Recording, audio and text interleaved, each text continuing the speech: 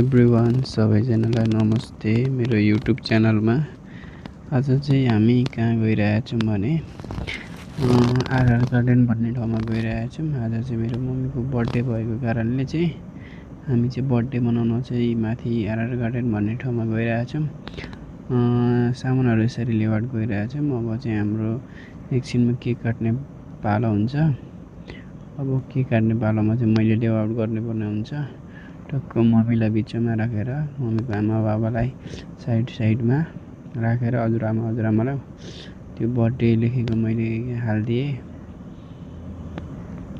अनि त्यस पछाडि अब मम्मीलाई म केक काट्न दिन्छु। अब मम्मीले चाहिँ केक काट्नुहुन्छ।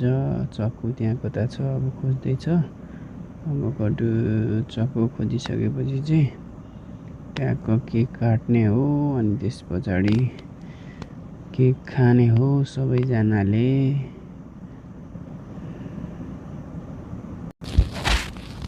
अब म उठेर आएँ। अब चाहिँ म केक काटेको ट्याक्क भिडियो गर्छु होइन। अब रेडी भइसक्यो सबै। अब केक काट्न मात्रै बाँकी छ।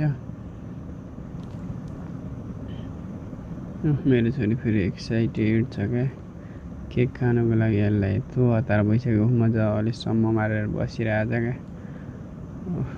मेरो बुढी चाहिँ अब मम्मी पछाडि गएर बसी ट्याक्क केक काट्ने बेला हुनु लाग्यो।